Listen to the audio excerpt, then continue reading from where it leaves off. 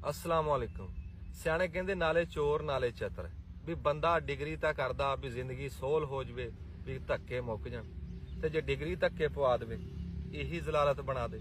मुंडे साडे ने कई साल हो गए डिग्री कीती, हुण ओहदी लोड़ पई है। लोड़ तां पैंदी आ भी नौकरी करनी या बाहर जाना, ले ओनू घल्लिया भी जा डिग्री लाया। ਉਹ यूनीवर्सिटी च गया ते क्लर्क को डिग्री मंगी, ਉਹਦੇ ਹਾਲ ਇਦਾਂ ਦੇਖੇ ਵੀ ਜਿੱਦਾਂ ਇਹਨੂੰ ਮਕਾਨ ਖਾਲੀ ਕਰਨ ਦਾ ਕਹਿਤਾ। ਉਹਦੇ 15 ਦਿਨ ਹੋ ਗਏ ਗੇੜੇ ਲਵਾਈ ਜਾਂਦਾ। ਅਸੀਂ ਕਿਹਾ ਪਤਾ ਨਹੀਂ ਇਹਨੇ ਕੀਤੀ ਵੀ ਆ ਕਿ ਨਹੀਂ। ਅਖੀਰ ਮੈਂ ਨਾਲ ਗਿਆ ਤੇ ਉਹ ਕਹਿੰਦਾ ਆਖਿਰ ਅਰਜੈਂਟ ਦੀ ਫੀਸ ਦਿਓ। ਹਜ਼ਾਰਾਂ ਰੁਪਏ ਦੀ ਫੀਸ ਦਿੱਤੀ, ਅਖੇ ਹੁਣ ਸਵੇਰੇ ਆ ਜਾਓ। ਸਵੇਰੇ ਗਏ ਆ, ਕਹਿੰਦਾ ਜੀ 3 ਮਹੀਨੇ ਬਾਅਦ ਆਇਓ, ਗਵਰਨਰ ਦੇ ਸਾਈਨ ਹੋਣੇ।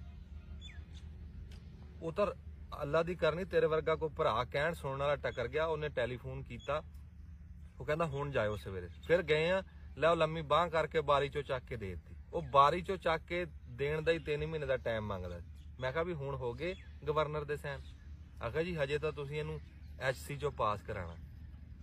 ਵੀ ਅਸੀਂ ਫੀਸਾਂ ਦਿੱਤੀਆਂ, ਜੁੱਤੀ ਕੱਪੜੇ ਦੇ ਖਰਚੇ ਕੀਤੇ, ਉਹ ਪੈਨਸਲ ਕਾਗਜ਼ ਤੱਕ ਮੁੰਡੇ ਨੂੰ ਲੈ ਕੇ ਦਿੰਦੇ ਰਹੇ ਆ ਤੇ ਉਹ ਹਜੇ HC ਤੋਂ ਪਾਸ ਅਸੀਂ ਕਰਾਣੀ ਹੈ? ਵੀ ਤੁਹਾਡਾ ਗਵਰਨਰ ਲੱਕੜ ਦਾ ਸੀ ਵੀ ਉਹਦੇ ਸਾਈਨ ਨਹੀਂ ਚੱਲਦੇ?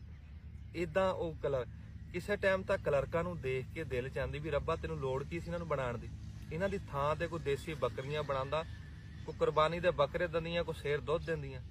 ਇਹਨਾਂ ਨੂੰ ਨਾ ਕਲਰਕਾਂ ਨੂੰ ਤਾਂ ਨਾ ਦੁਨੀਆ ਨੂੰ ਜਲੀਲ ਕਰਕੇ ਖੱਜਲ ਖਰਾਬ ਕਰਕੇ ਠੰਡ ਪੈਂਦੀ ਹੈ।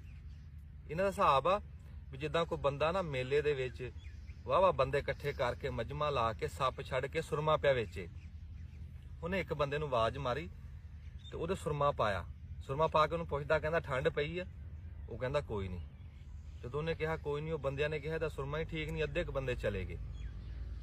ਕਹਿੰਦਾ 2 ਮਿੰਟ ਬਹਿ ਤੇ ਫਿਰ ਪਊਗੀ ਠੰਡ। 2 ਮਿੰਟਾਂ ਬਾਅਦ ਉਹਨੂੰ ਫਿਰ ਪੁੱਛਦਾ, ਕਹਿੰਦਾ ਹਾਂ ਵੀ ਠੰਡ ਪਈ ਆ? ਉਹ ਕਹਿੰਦਾ ਕੋਈ ਨਹੀਂ। ਬੰਦੇ ਸਾਰੇ ਚਲੇ ਗਏ। ਜਦੋਂ ਬੰਦੇ ਸਾਰੇ ਚਲੇ ਗਏ, ਉਹ ਸੁਰਮੇ ਵਾਲਾ ਉਹਨੂੰ ਕਹਿੰਦਾ ਹੁਣ ਠੰਡ